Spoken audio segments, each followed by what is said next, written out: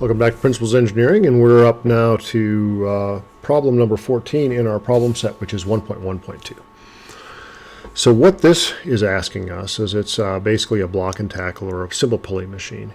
So remember that what we're really doing in most of our pulleys is we're counting how many strings support the load or how many ropes support the load, and that becomes a mechanical advantage of the block and tackle system. So in the first one, it says that construction crew lifts about 560 pounds of material several times a day, 32 feet up in the air.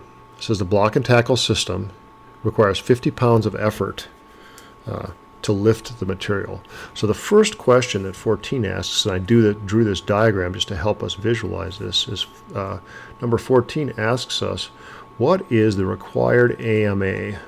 And as you remember, AMAs are always relationships between the forces and the efforts. So what I'm looking at here is my force of resistance over my force of effort.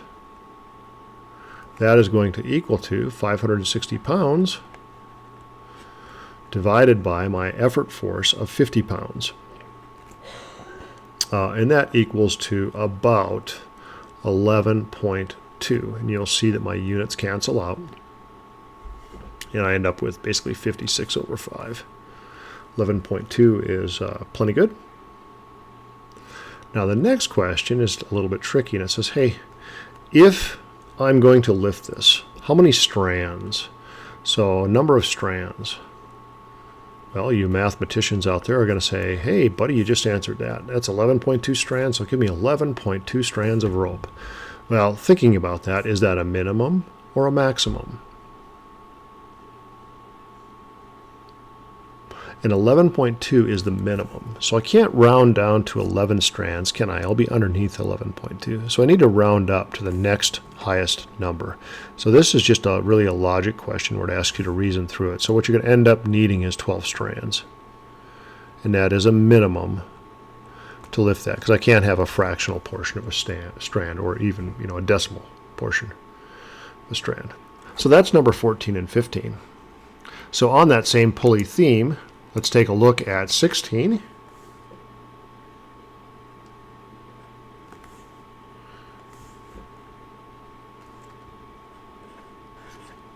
And 16 asks us that a block and tackle with 9 supporting strands. So there I've got 9 strands, and I've got my block and tackle device up here, and a pulley and a pulley. And it says I'm lifting a metal lathe in a manufacturing facility. It says the motor pulling on the rope can pull with 100 pounds of force. That's all you're given for this problem. So the first question it asks is, it says, hey, what's the AMA? What is the mechanical advantage of that, the IMA? And we know what the IMA is for rope and pulleys. It's the number of strands supporting, right? That equals to 9. So very straightforward. So that's the IMA. So the next question that it asks you says, hey, how much can that lathe weigh?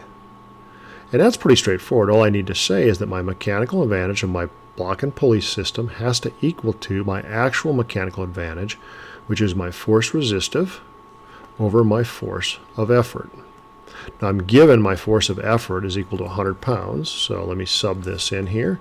It's going to be 100 pounds on the bottom, right?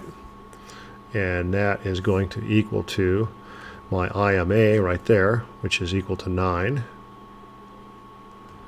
Sorry, that wasn't very neat. Let me tidy that up a little bit here. Do that over. That's going to equal to 9, right?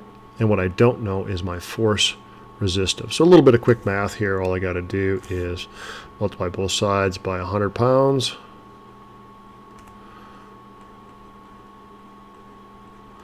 And cancel, and I end up with my force resistive equals to 900 pounds.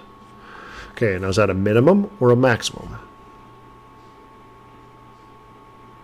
You can see that if I went above 900 pounds, my mechanical advantage number would exceed what my ideal mechanical advantage is, or I'd have over 100% efficiency in a system.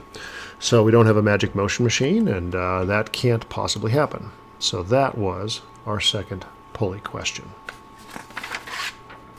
Pretty straightforward. Next up, we're going to do inclined planes on the next video. Thanks for watching.